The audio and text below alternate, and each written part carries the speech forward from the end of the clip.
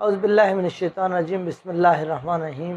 Dear students, आज का हमारा टॉपिक बहुत कॉमन है और इंटरेस्टिंग भी है और हमारा टॉपिक आज का है use of too. Use of too mean T double O वाला टू, टी ओ टू वाला नहीं, too. Too when do we use the word this one too, हम ये लफ्ज़ टू कब इस्तेमाल करते हैं। ये टू जो है इंटेंसिटी को शो करता है, ठीक है, किसी भी चीज़ की एडजेक्टिव आमतौर पर इसके बाद यूज़ होता है।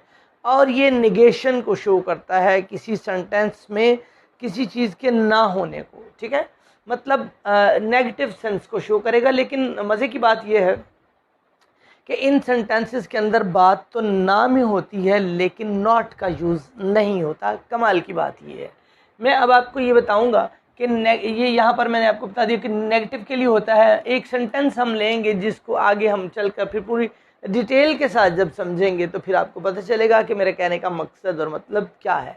Suppose there is a sentence with you, आपके पास एक सेंटेंस है, वो इतना कमज़ोर है कि चल नहीं सकता। वो इतना कमज़ोर है कि चल नहीं सकता।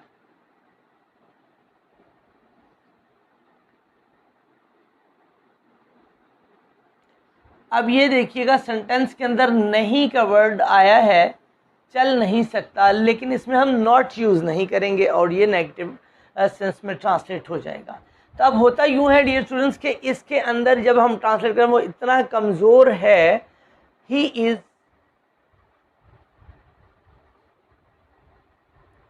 Two week. आगे है कि चल नहीं सकता, टू वॉक।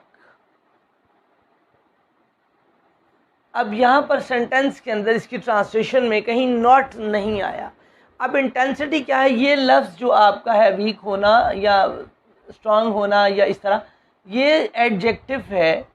जब ये एडजेक्टिव है, एडजेक्टिव मीन आप समझते हो इसमें सिफ्त है, क्वालिटी है, और आगे ये यहाँ से लेकर यहाँ तक जो है ये आपका जो पोर्शन होगा इसको हम इन्फिनिटिव कहेंगे।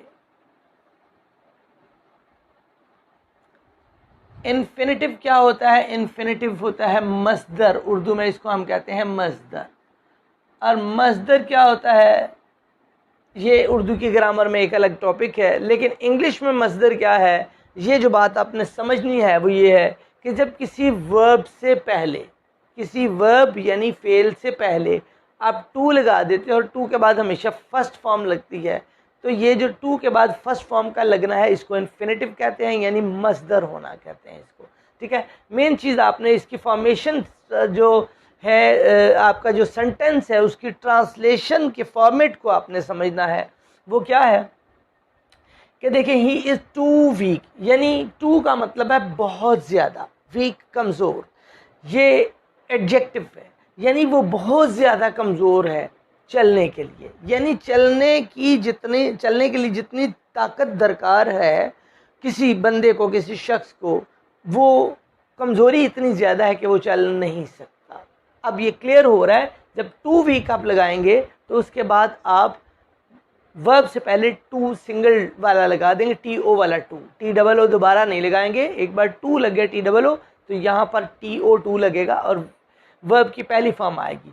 वो इतना कमज़ोर है। जब आप इतना कह रहे हो ना, तो इतना लफ्ज़ जो है उसी से पता लग रहा है कि आप किसी काम की शिद्दत को बता रहे हो कि उसकी कमज़ोरी इंतहा को पहुंच चुकी है, कि कमज़ोरी बहुत ज़्यादा है किसी के अंदर, ठीक है। मसलन नहीं कह सकते वो तालीम में, पढ़ाई में इतना कमज़ोर है कि पास नहीं हो सकता, यानी उसकी जो तालीमी कारकर्दगी है उसमें जो कमज़ोरी है वो इंतहा पे है। तो निगेशन डेफिनेटली फिर आएगी कि वो पास नहीं होगा, वो इतना ज़्यादा कमज़ोर है कि जी चल ही नहीं सकता। तो जब ये बात होगी टू वीक, बहुत कमज़ोर है किस काम के लिए? चलने के लिए, टू वॉक, यानी चलने के लिए वो बहुत कमज़ोर है। इसका तर्जुमा हमने दूसरे मानों में यूँ किया कि वो चलने के लिए बहुत कमज़ोर है, चलने के लिहाज से बहुत कमज़ोर है।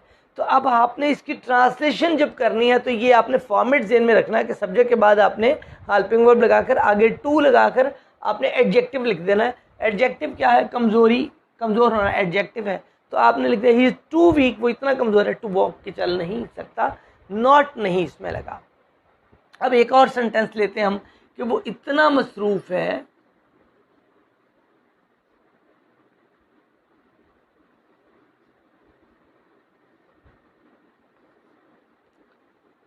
कि शादी की तकरीब में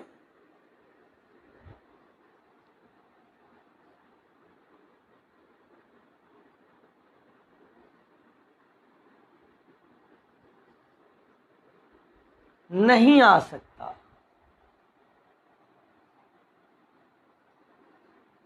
वो इतना मसरूफ़ है, यानी उसकी मसरूफियत की इंतहा हो गई है। जहाँ कमज़ोरी की इंतहा थी, यहाँ किसी के मसरूफियत की इंतहा है। वो इतना ज़्यादा मसरूफ़ है, मतलब तो अब आप क्या कहेंगे, ही इज़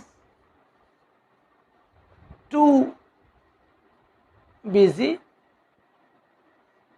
किस काम में? कि वो शादी में नहीं आ सकता। To attend the marriage ceremony.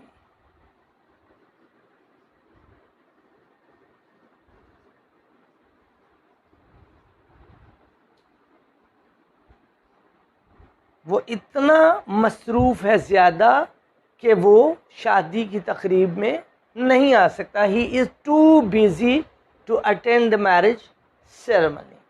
आपने इस नेचर के जितने सेंटेंसेस हैं बनाने के लिए, आपने सब्जेक्ट के बाद आपने, अब लाजिम नहीं है, यूँ भी हो सकता है कि वो इतना मसरूफ़ था कि शादी की तकरीब में ना आ सका, तो आप ये करें he was too busy to attend the marriage ceremony. फिर आपने यहाँ पर तो इज़ को वाज कर देना या वर कर देना, आर को वर कर देना है, लेकिन यहाँ पर टू के बाद पहली फॉर्म ही रहेगी।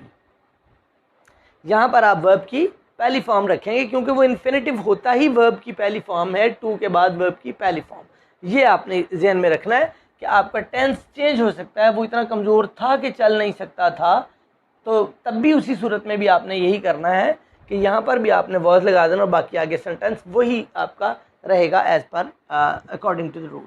वो इतनी गरीब है कि आप सपोज़ आपके पास एक नया जुमला है कि वो इतनी गरीब है कि किताबें नहीं ख़रीद सकती, तो आप उसको कैसे ट्रांसलेट करोगे?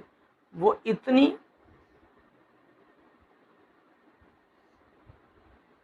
गरीब है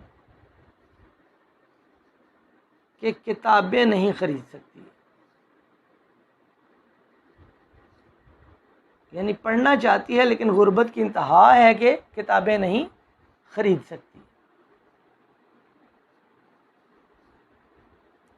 अब इसमें भी आपका गुर्बत की इंतहा है, मतलब जैसे उधर मसरूफियत की उधर कमज़ोरी की थी, तो यहाँ पर आप करेंगे शी इज़ टू पुअर। क्या है आगे जनाब? To buy the books.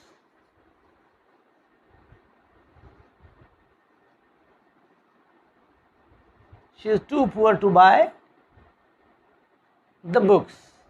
वो इतने गरीब है ज़्यादा टू बाय द बुक्स, किताबें ख़रीदने की निस्बत के किताबें नहीं ख़रीद सकती। अगर ऐसे सेंटेंसेस आपको बीए के एग्ज़ाम के अंदर आप पेपर दे रहे हो और आपको करेक्ट द इनकरेक्ट का आपको कमांड आ जाए कि गलत जुमलों को ठीक कीजिए, और आपके पास जुमला हो she is too poor not to buy the books, नॉट आ जाए, तो आपको ये जहन में होना चाहिए कि जब टू लगा हुआ होगा तो इसके होते हुए सेंटेंस के अंदर नॉट नहीं आ सकता, इस सूरत में जब टू लगा है। इसका सेकंड वे आपका ट्रांसलेट करने का है। ऑलरेडी वैसे मैंने एक लेक्चर बना दिया हुआ है जिसमें ऐसे सेंटेंसेस थे, लेकिन हमने उसको ट्रांसलेशन एक और तरीक़े से किया था। और वो तरीक़ा क्या था? सपोज़ इस एक सेंटेंस को मैं ले लेता हूँ और इसको दूसरे तरीके से ट्रांसलेट करता हूँ, तो वो टू नहीं लगेगा, वो क्या लगेगा? She is so poor that she cannot buy the books। दूसरा तरीक़ा ये है, शी इज़ सो पुअर, वो इतनी ज़्यादा गरीब है, दैट शी कैन नॉट, जब सो लगेगा तो फिर नॉट लग सकता है दैट लगाने के बाद। आपने सो के बाद आपने एडजेक्टिव लगाया, उसके बाद दैट लगाया और देन आपने बकिया जुमले का ट्रांसलेट कर दिया अकॉर्डिंग टू द टेंस कि किताबें नहीं खरीद सकती, she can not bye the books. अब आपने इसी को मद्देनज़र रखते हुए इसको भी ऐसे ही ट्रांसलेट करना है, चेंज करना है। ही इज़ टू बिजी की बजाय he is so busy, too की बजाय that, he can not attend the marriage ceremony, और ऐसे ही इसको भी आपने ऐसे ही ट्रांसलेट करना है। इस पैटर्न बी हम इसको मैं स्टार लगा देता हूँ, जो सेकंड वे ऑफ ट्रांसलेशन है, आपने इसके मुताबिक किसको करना है जनाब, इस सेंटेंस को भी और इसको भी करना है, तो आपको फिर पता चलेगा कि सेकंड वे ऑफ ट्रांसलेशन क्या है। अब आगे डियर स्टूडेंट्स मैं आपको एक असाइनमेंट देता हूँ, आपके लिए असाइनमेंट है, और वो असाइनमेंट क्या है, असाइनमेंट ये है कि चंद सेंटेंसेस में आपको दूंगा, आपने उनको ट्रांसलेट करना है और फिर देखना है कि क्या आपसे हुए हैं या नहीं हुए, या आपको प्रॉब्लम आई है। आपने कमेंट सेक्शन में वीडियो के एंड पर अपनी राय का इजहार करना है कि आपको प्रॉब्लम हुई है या नहीं, या आप क्या हेल्प चाह रहे हो। ठीक है, सपोज मैं आपको एक असाइनमेंट देता हूँ, हम इतने थक गए हैं, आपने इसको ट्रांसलेट करना है।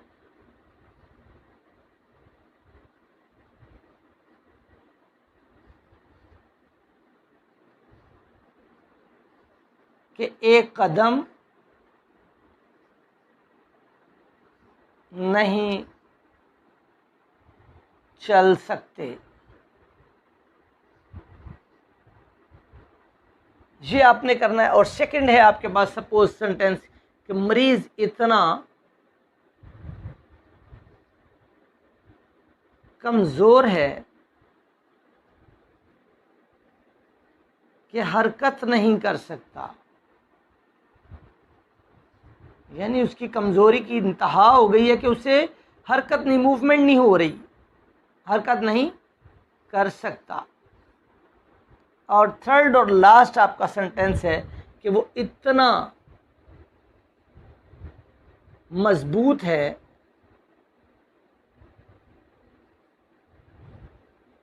कि हर मुश्किल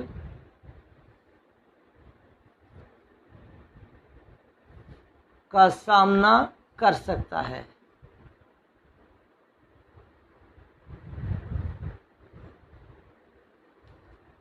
लीजिए जनाब स्टूडेंट्स, ये आपकी असाइनमेंट है, आपने इनको ट्रांसलेट करके इनको पैटर्न को समझते हुए मॉडल सेंटेंसेस को मद्देनजर रखते हुए इनकी ट्रांसलेशन की आपने ट्राई करनी है।